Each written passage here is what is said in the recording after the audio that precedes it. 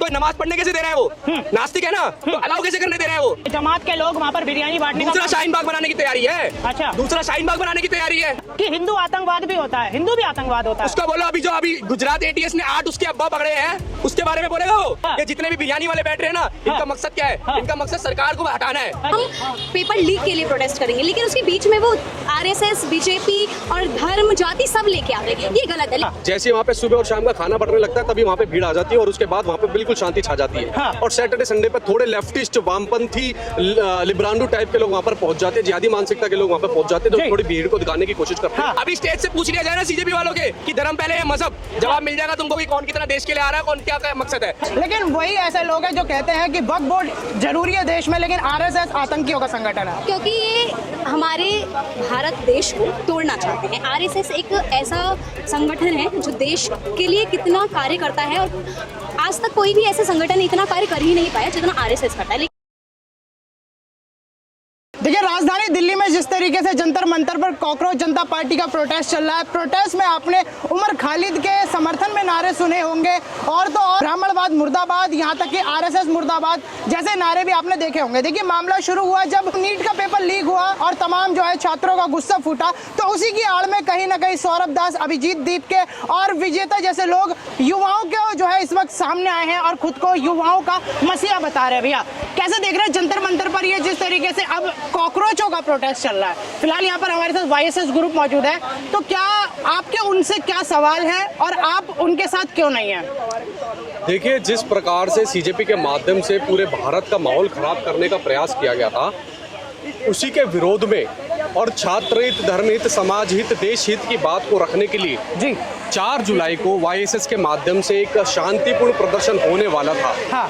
आपने बीते दिनों में देखा होगा कि सीजेपी के प्रोटेस्ट में जैसे भी कोई राष्ट्रवादी अपनी बात रखना चाहता है छात्र के लिए, बेशक से चाहे वो मीडिया हो या कोई राष्ट्रवादी युवा हो, तो उसे एक मोब घेर लेती है और उसे बाहर करने की कोशिश करती है। एक ऐसा महसूस कराया जा रहा था अपने ही देश और देश की राजधानी में जैसे हम इस देश का हिस्सा ही नहीं है। और इसी के विरोध में जब हमने 4 जुलाई को छात्र हित के लिए और धर्मेंद्र प्रधान जी से सॉल्यूशन की मांग को लेकर प्रोटेस्ट करना चाहा, वो बहुत बड़े स्तर पर हुआ। सारे राष्ट्रवादी युवा एक मंच पर आने को तैयार हो गए थे और हजारों की संख्या में लोग गैदर होने वाले थे जी। लेकिन परमिशन कैंसिल कर दी। परमिशन कैंसिल करने के बाद ना जाने प्रशासन के ऊपर किसका दबाव था, किसके कहने पर उन्होंने हमारी परमिशन कैंसिल करी। लेकिन ये ऐसा महसूस कराता है कि जो एक सीजेपी है, जो राष्ट्रीय विरोधी ताकतों को, जैसे आपने अफजल का नाम लिया, शर्जिल का नाम लिया, उन्हें बढ़ावा देते हैं, हिडमा जैसे नक्सलवादी को बढ़ावा देते हैं, ब्राह्मणवाद जैसे नारे वहाँ पे लगाते हैं, हिंदुत्व के खिलाफ मंदिर ना जाओ जैसे बयान आपको वहाँ पे देखने को सुनने को मिल गए होंगे। वहाँ का जो स्पोक पर्सन है विजेता दहिया, वो खुद कह रहा है कि हिंदू आतंकवाद की बात रख रहा है। तो ऐसे जो देश विरोधी, धर्म विरोधी, छात्र विरोधी लोग हैं वहाँ पर गैदर होकर तो अपनी बात रख सकते हैं, लेकिन हम जैसा नेशनलिस्ट युवा वहाँ पर बैठ के अगर बात रखने की कोशिश करे तो हमारी ही परमिशन कैंसिल कर दी जाती है और हमें ही देश विरोधी जैसा महसूस कराया जाता है। भैया, देखिए जिस तरीके से कॉकरोच जनता पार्टी इस वक्त युवाओं का मसीहा बन के सामने आ रही है, क्या आपको नहीं लगता कि वो वाकई में युवाओं के मसीहा हैं? युवाओं के मसीहा होते तो 22 मिलियन फॉलोअर्स और कम से कम 1000 आदमी तो हर दिन होता। आप वहाँ पर जाके देखना, मैं बीते दिनों काफी वहाँ पे रहा हूँ। जैसे वहाँ पे सुबह और शाम का खाना पड़ने लगता है, तभी वहाँ पे भीड़ आ जाती है और उसके बाद वहाँ पे बिल्कुल शांति छा जाती है। और सैटरडे संडे पे थोड़े लेफ्टिस्ट, वामपंथी, लिब्रांडो टाइप के लोग वहाँ पर पहुंच जाते हैं, जिहादी मानसिकता के लोग वहाँ पे पहुंच जाते हैं, तो थोड़ी भीड़ को दिखाने की कोशिश करते हैं। किसी भी युवा को, जो समझदार युवा है, इंटेलेक्चुअल युवा है, वो सीजेपी जैसी देश विरोधी पार्टी को, देश विरोधी समूह को समर्थन नहीं करता है। वो सभी स्टूडेंट हमें समर्थन करने के लिए 4 जुलाई को आ रहे थे, लेकिन हमारी परमिशन कैंसिल कर दी। देखिए, वाईएसएस का जो ग्रुप है वो इस वक्त नीट परीक्षा के लीक पर क्या बोलना चाहता है? क्या ये समस्या नहीं है? क्या प्रोटेस्ट करना कॉकरोचों का गलत है? हम यही चाहते हैं, जैसे सीजेपी धर्मेंद्र प्रधान जी को इस्तीफा की मांग कर रही है कि इस्तीफा दो, इस्तीफा दो, तो उनका क्या मतलब ये है कि इस्तीफा देने के बाद आगे कभी पेपर लीक नहीं होगा। हम यही चाहते हैं कि पेपर लीक के लिए सॉल्यूशन निकले, सॉल्यूशन मांगे, ना कि ये बताया जाए कि जी आप धर्मेंद्र प्रधान जी को बोलो कि इस्तीफा दो, इस्तीफा दो। सार्थक जी, देखिए जिस तरीके से कॉकरोच जनता पार्टी का जंतर मंतर पर प्रोटेस्ट चल रहा है, देखिए जिस तरीके से वहाँ पर हिंदू मुस्लिम भाईचारे की मिसाल दी जा रही है, बिरयानियां वहाँ पर बट रही हैं और लोग नमाजें भी पढ़ रहे हैं, तो क्या दिक्कत है इस सेकुलरिज्म से? क्या दिक्कत है इस प्रोटेस्ट से? जो तुम्हारा सीजेपी का मेन बंदा है विजेता दहिया, जो अपने आप को नास्तिक बोलता है, तो ये सब चीजें वो अलाउ कैसे कैसे कर रहा है? हाँ। नास्तिक है ना, तो इस देश का जो नास्तिक है वो सिर्फ हिंदू धर्म तक ही नास्तिक है। हाँ। हिंदू धर्म को शिव भगवान का मजाक बनाना हो या हिंदू धर्म पे सवाल करने हो तब तक सब नास्तिक है। हाँ। वो विजेता दहिया के अंदर इतनी औकात है, उतना दम है, तो नमाज पढ़ने कैसे दे रहा है वो? नास्तिक है ना, तो अलाउ कैसे करने दे रहा है वो किसी भी धर्म में किसी भी मजहब को? हमारा व्यक्ति तो नहीं वहाँ पे कीर्तन कर रहा। हाँ। तो फिर वहाँ पे लगातार देखिए आज कुछ जमात के लोग वहाँ पर बिरयानी बांटने का दूसरा शाहीन बाग बनाने की तैयारी है। अच्छा। दूसरा शाहीन बाग बनाने की तैयारी है, तभी तो हो रहा है। अभी स्टेज से पूछ लिया जाए ना सीजेपी वालों के, सीजेपी वालों ने अगर स्टेज से पूछ लिया अभी कि धर्म पहले या मजहब, जवाब मिल जाएगा तुमको कि कौन कितना देश के लिए आ रहा है, कौन क्या क्या मकसद है। हाँ। ये जितने भी बिरयानी वाले बैठ रहे हैं ना, इनका मकसद क्या है? हाँ। इनका मकसद सरकार को हटाना है। अच्छा। आप समझिए, हाँ। आप उनको सड़क बना के दे दो, रोजगार दे दो, पानी दे दो, बिल्डिंगें दे दो, घर दे दो, हाँ। उसके बावजूद भी वो सरकार के खिलाफ है। हाँ। आप लोगों की मांग, हम लोगों की मांग है हाँ। कि भाई नौकरी मिले, हाँ। नीट पेपर लीक ना हो, जी। हमारे बच्चों को जो रोजगार मिले, हम इसलिए सरकार के खिलाफ है। हाँ। और उनका सरकार के खिलाफ होने का उद्देश्य अलग है, आप समझो इस बात को। अच्छा, क्या आपको नहीं लगता कि उमर खालिद का समर्थन में नारे लग जाना और तो और वहाँ पर जिस तरीके से पूरा मामला उन लोगों ने बिठाया, क्या वो उनका खुद का राइट है? वो चाहे उमर खालिद का समर्थन करे, चाहे वो ब्राह्मणवाद को मुर्दाबाद बोले, चाहे आरएसएस को वो जो है आतंकवादी जो है एक संगठन के बोले वो, तो उसके अच्छा अगर उनका संवैधानिक उनका राइट है, फ्रीडम ऑफ स्पीच है,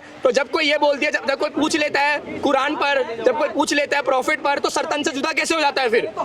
तो कैसे रोड पे आ जाते हैं सारे लोग रैली निकालने के लिए? नूपुर शर्मा के लिए कैसे आ गए थे? कैसे फिर कन्हैया लाल को मार दिया? आपका राइट है, सब कुछ राइट है आपकी, ब्राह्मणों के खिलाफ बोलो, आप धर्म को बांटो, सब कुछ करो, आपका राइट है। तो बाकी जब लोग सवाल करते हैं तो उनके लिए क्यों नहीं? उनका भी तो राइट हुआ ना फिर। आप कैसे, आप क्या चाहते हो कि मतलब सिर्फ सनातन धर्म, सिर्फ हिंदू धर्म, ये जनरल कैटेगरी के जो लोग हैं वो सुनते रहे, पीड़ित होते रहे? आज आप देखिए सीजेपी ने तो बोला है ना कि हिंदू आतंकवाद भी होता है, हिंदू भी आतंकवाद होता है। उसका बोलो, अभी जो अभी गुजरात एटीएस ने 8 उसके अब्बा पकड़े हैं, उसके बारे में बोलेगा वो? कौन सा आतंकवादी हमला जो है जय श्री राम बोल के हुआ है, बताए जरा। विजेता दहिया अपने आप को जो ध्रुव राठी का कट्टा समझता है नीचे वाला, बताए मुझे एक बार वो। अच्छा। कौन सा एक बार उसने आतंकवाद है? विजेता दहिया ने पहले बताइए कि जो वो बोलता है कि हिंदू आतंकवादी है, कौन सा हिंदू आतंकवाद है जो जय श्री राम का या किसी भगवान का नारा लगा के करता है? कोई नहीं, उन्होंने तो कोई नहीं है। अरे बोला तो है अभी दीप के ये सब बिके हुए टट्टू है, ये बिके हुए हैं। पहला आतंकवादी देश का। आतंकवाद का मतलब क्या होता है? असैसिनेशन और आतंकवाद का मतलब फर्क पता है उनको क्या होता है? असैसिनेशन होता है जो उसने किया था, जो राजीव गांधी का हुआ था, इसको बोलते हैं असैसिनेट करना। और आतंकवाद होता है टेररिज्म। टेररिज्म की डेफिनेशन, टेररिज्म का डेफिनेशन होता है कि आप किसी व्यक्ति को किसी बिना ऑब्जेक्टिव के मार रहे हो, किसी ऑब्जेक्टिव के बिना आप किसी व्यक्ति को मार रहे हो और मास लेवल में लोगों को मार रहे हो, दैट इज कॉल्ड टेररिज्म। और असैसिनेशन होता है कि आप किसी इंडिविजुअल का असैसिनेशन किसी ऑब्जेक्टिव के साथ कर रहे हो। It's a difference. तो इन लोगों को जो पता है, ऐसा नहीं है कि इनको पता नहीं है, पता है, लेकिन देश के युवाओं को भ्रमित करके वामपंथ के साथ जोड़ने की इनकी तैयारी है। सीजेपी के स्टेज में आज सीजेपी के जो मुद्दे थे, नीट पेपर लीक, उसको छोड़ के सारे मुद्दे उठाए जा रहे हैं। आज नीट पेपर लीक का मुद्दा गायब हो चुका है। आज देखो मोहम्मद मंसूरी आके वहाँ पे वो कहता है कि दिल्ली पुलिस के चाइनीज कह रहा है, नॉर्थ ईस्ट के पुलिस कर्मियों को चाइनीज कह रहा है। वो बताएगा चाइनीज, तू पाकिस्तानी होगा। तेरे से बड़े देशभक्त नॉर्थ ईस्ट वाले। गोरखा राइफल के बारे में पता है क्या? असम रेजिमेंट क्या है पता है उसको? अगर आज पूछ ले जाए उस मंसूरी से कि धर्म पहले या मजहब, तो उसका जवाब होगा मजहब। लेकिन आज नॉर्थ ईस्ट वाले से पूछ ले जाए तो उनका जवाब होगा देश। ये फर्क है। ये बताएगा कि ये जिहादी बताएगा कि कौन पाकिस्तानी और कौन चाइनीज। अच्छा सार्थक जी, हमने आपका जो है वीडियो एक वायरल होते हुए देखा जिसमें आपने ये बोला कि हमको सीजेपी के मंच पर बुलाया जाए और हमसे जो है सवाल, और हम अपने सवाल रखेंगे और उन्हें जवाब दिया जाए। तो क्या सवाल है फिर आपके? देखो, हमारे कुछ सवाल ऐसे हैं कि सबसे पहली चीज तो पेपर लीक का जो मुद्दा वो उठा रहे हैं, हमको ये जानना है कि उनका उद्देश्य धर्मेंद्र प्रधान का रेजिग्नेशन है या नीट पेपर लीक का ऑब्जेक्टिव है। ये दोनों डिफरेंट चीज है। धर्मेंद्र प्रधान के रेजिग्नेशन से अगर लगता है कि पेपर लीक बंद हो जाएंगे तो वाईएसएस सबसे पहले सीजेपी के साथ खड़ी होगी। अगर वो ये बोल दे, अश्योर कर दे युवाओं को कि अगर धर्मेंद्र प्रधान का रेजिग्नेशन हो जाएगा तो पेपर लीक बंद हो जाएंगे, तो हम खड़े हैं। लेकिन हमारी मांग ये है कि हम इस देश के युवाओं के साथ खड़े और ये बोल रहे हैं सरकार से कि पेपर लीक का मुद्दा बहुत जरूरी है और इसका हमको परमानेंट सोल्यूशन चाहिए। 2014 से पहले भी पेपर लीक होते थे, सरकारें बदली, मंत्री बदले, लेकिन क्या पेपर लीक रुका? नहीं रुका। लालू प्रसाद यादव, बाकी अलग अलग लोग रेल मंत्री थे, जब उन्होंने इस्तीफा दे दिया रेल हादसों के बाद, तो क्या उसके बाद से हादसे होने बंद हो गए? होते हैं आज भी। तो पेपर लीक का परमानेंट सॉल्यूशन जो है वो वाईएसएस चाहती है, जो सीजेपी नहीं चाहती। पहला ऑब्जेक्टिव। दूसरा हमारा सवाल ये है कि वो खुलकर बोले कि हम उमर खालिद, शर्जील इमाम जैसे लोगों को बिल्कुल भी सपोर्ट नहीं करते हैं, क्योंकि शर्जील इमाम, उमर खालिद के साफ साफ वीडियो आज मैं आपको दिखा। एआई तो अब आया 2-3 साल पहले, 2019, 20, 18 का वीडियो देखो, 15 साल पुराने देखो वीडियो, जेएनयू का वीडियो देखो 2015 2015-16 का, उसने उमर खालिद ने मीडिया में आके बोला हुआ है कि अफजल गुरु को जो तो फांसी हुई है, तो सजा सुनाई जा रही है, वो सुप्रीम कोर्ट जो कोर्ट है वो गलत है। उस शर्जीली बाम ने शाहीन बाग के उसमें स्टेज पे चढ़ के बोला है कि असम को काट दो, नॉर्थ ईस्ट को काट दो। तो आप ये कह रहे हो कि मतलब एक बात बताओ, अगर आपके घर पे आपके पड़ोसी ने चोरी करी है, अब पुलिस जो है वो तहकीकात कर रही है, लेकिन आपको पता है कि चोर आपका पड़ोसी है, तो आप उसको चोर नहीं मानोगे क्या? चोर तो मानोगे ना। अभी पुलिस है, जो कोर्ट है उसको कार्रवाई कर रहा है, वो सबको पता है हमारे देश की क्या कानून व्यवस्था है। लेकिन आपको तो पता है ना कि उस बंदे ने ये बोला है कि भारत से असम को अलग कर दो।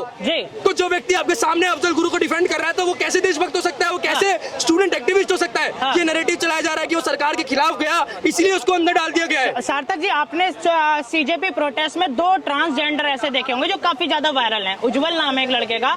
आपने अब उन लोगों की मानसिकता भी सुनी होगी कि उमर खालिद को सपोर्ट करना गलत नहीं है। उज्जवल ने एक पॉडकास्ट में बोला कि भारत जैसे देश में कुछ नहीं है, मेरे पास जब भी पैसा आएंगे मैं भारत देश छोड़ दूंगा। देखो, इस देश के अंदर सनातन धर्म के खिलाफ बोलने पे व्यूज मिलता है, आपको सपोर्ट मिलता है, पैसा मिलता है। सीजेपी वाले कैसे बैठ गए इतनी देर तक? इनके पास ये बिरयानी, ये सब दूध लस्सी कहाँ से आ रहा है? ये जब तक देश विरोध की बात करेंगे, ये जब तक हिंदुत्व की बात करेंगे विरोध में, तब तक ये बैठे रहेंगे। उस जगह पे आने वाले हर एक यूट्यूबर, इन्फ्लुएंसर को भी पता है ये बात, कि वो जब तक वो चीजों को अम्पलीफाई करेगा कि हिंदूवादी आतंकवादी है, ये तो भाई ब्राह्मणवादी आतंकवादी है, दलितों की ये सब जब तक करेगा, तब तक उसको व्यू भी। आज देखो ना, जैसी उसने बयानबाजी दी, बैठ गई ना मीडिया पे, वो बैठी नहीं बैठी, नेशनल मीडिया पे बैठा उज्जवल, वो सारे ट्रांस बैठे, वायसेस के साथ भी ट्रांसजेंडर जुड़े हुए हैं, बैठाओ डिबेट पे उनको।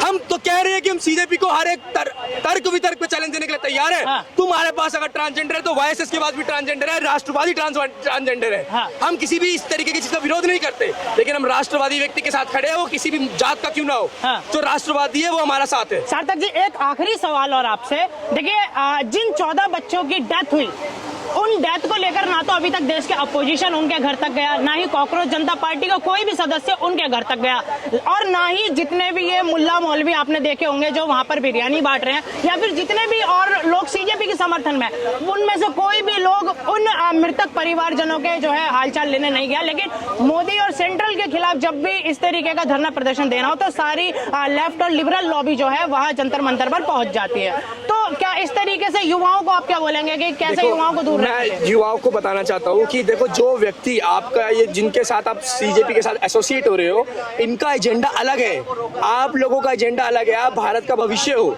जो सीजेपी के स्टेज से जो व्यक्ति जुड़ा हुआ है, वो ये कह रहा है कि उसका उद्देश्य ही भारत से बाहर जाना है, तो इसका उद्देश्य यही है कि भाई हमारे को तो रहना ही नहीं है। वो व्यक्ति देश के लिए कैसे सोच सकता है? जो व्यक्ति इस देश में ही नहीं रहता था, जो बाहर रह के अपनी पढ़ाई कर रहा है, अपना लाइफ जी रहा है, जो खुद अपने क्रिएटर, कोई जर्मनी में बैठा हुआ है, कोई कहाँ बैठा हुआ है, वो वहां से ज्ञान भारत को सुधारने की बात कर रहे हैं, तो वो देश के तो कभी बेहतर चाहते ही नहीं। देश का युवा तो हम है ना, बारिश में भीग रहे हैं, धक्के खा रहे हैं, परमिशन कैंसिल हो रही है, उसके बाद भी कोई हम हिंसा नहीं कर रहे, पेट्रोल बम नहीं फेंक रहे। हम भी तो जेनजी है, हमारे साथ भी जेनजी है, हमारे साथ भी तो महिला लड़के सब जुड़े हुए हैं, लेकिन हम भी देखो संवैधानिक तरीके से लड़ रहे हैं। ऐसे युवाओं का और उन युवाओं में फर्क है। उनको ऑब्जेक्टिव सरकार के विरुद्ध है, वो कुछ भी हो जाए उनको सरकार के खिलाफ जाना है। आप लोग समझो कि वो लोग अलग है, हम भी सरकार के खिलाफ जाएंगे, लेकिन सही जगह पे समर्थन भी करेंगे, लेकिन वो कभी भी सही जगह पे साथ नहीं बैठेंगे, वो सिर्फ मजाक उड़ाएंगे। आप देखो, आज नीट पेपर लीक के अलावा वहाँ पे कितने और मुद्दे उठाए जा रहे हैं। वहाँ पे दलितों को डिवाइड घुसाया जा रहा है ताकि वो ब्राह्मणों से दूर बैठे, वहाँ पर मुसलमानों को बैठाया जा रहा है, उनकी सॉफ्ट कार्ड दिखाया जा रहा है, लेकिन उनके अंदर दम नहीं है कि जो भी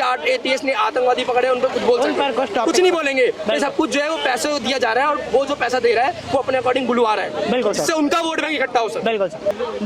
देखिए सबसे बड़ा जो सवाल जा रहा है इस वक्त जंतर मंतर पर जो प्रोटेस्ट है, उसे आप कैसे देख रहे हैं? क्योंकि तमाम वहाँ पर जो है लड़कियां भी मौजूद है, और ऐसी यूथ लड़कियां भी हैं जो नीट परीक्षा लीक से परेशान हुई हैं। जी, देखिए, जो वहाँ पर लड़कियां हैं और जो भी मतलब जो भी समाज है वहाँ पे, जो भी यूथ है, वो सिर्फ वो लोग हैं जो देश के विरुद्ध हैं, जो देश के विरुद्ध नारे लगाते हैं, देश को तोड़ने की बात करते हैं। मैं भी लड़की हूँ, हमारे साथ भी लड़कियां हैं, हमारी टीम में भी लड़कियां हैं, हम भी जेनजी हैं, लेकिन हम देश हित में और जो हमारे धर्म हित की बात है हम वो करते हैं, और एकदम पीसफुल प्रोटेस्ट करने की हम भी हिम्मत रखते हैं। हम भी चाहते तो उनकी तरफ प्रोटेस्ट कर सकते थे, लेकिन हम अपने संविधान से और अपने देश के उनके दायरे में आके काम करते हैं। हम ऐसे उनके देश विरुद्ध हम नारे नहीं लगा सकते, ना अपने अपने संविधान के विरुद्ध जा सकते हैं। जी जी मैम, आपने देखा होगा कि लगातार वहाँ से अब उमर खालिद के समर्थन में जो है कहीं ना कहीं आवाज़ उठी, आरएसएस के जो है विरुद्ध आवाज़ उठी, लेकिन वही ऐसे लोग हैं जो कहते हैं कि वक्फ बोर्ड जरूरी है देश में, लेकिन आरएसएस आतंकियों का संगठन है। क्योंकि ये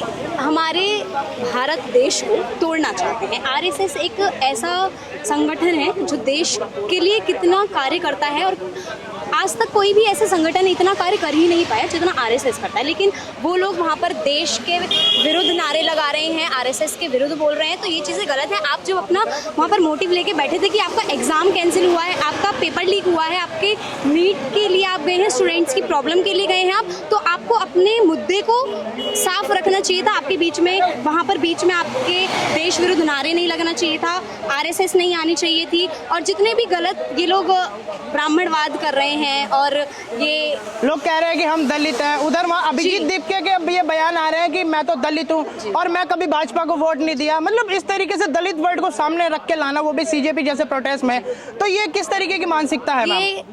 ये मानसिकता ऐसी है जो हमारे देश का युवा है ना, उसको तोड़ने की मानसिकता है। क्योंकि जो हमारा जेनजी है वो चीज़ों को एकदम क्लियर देखना चाहता है, बट उन्होंने एक मतलब साजिश की और मतलब अपने पहले प्रोटेस्ट को जो उनका था उनको उसको क्लियर, उसको एक अच्छा क्लियर नाम दिया कि हम पेपर लीक के लिए प्रोटेस्ट करेंगे, लेकिन उसके बीच में वो आरएसएस, बीजेपी और धर्म जाति सब लेके आ गए। ये गलत है। लेकिन हमारा वाईएसएस टीम जो हम पीसफुल प्रोटेस्ट करने वाले थे 4 जुलाई को जंतर मंतर पे, जो कि कैंसिल कर दिया गया, हम उनको बताते कि प्रोटेस्ट होता क्या है। हम स्टूडेंट की मांग रखते, हम जो हमारे एंटी नेशनल और एंटी हिंदुइज्म प्रोटेस्टर्स के खिलाफ आवाज़ उठाते, जो हमारे देश और धर्म के विरुद्ध बोल रहे हैं।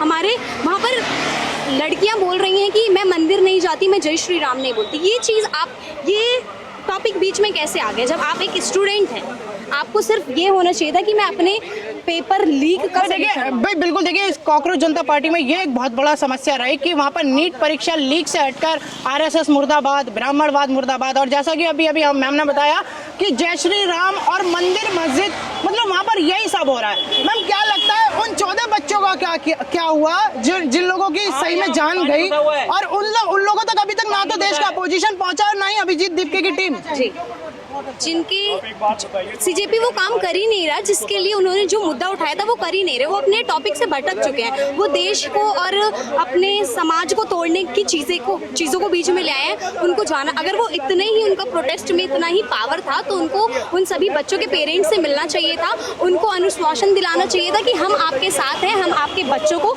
इंसाफ दिला के रहेंगे। ठीक है, बहुत बहुत शुक्रिया।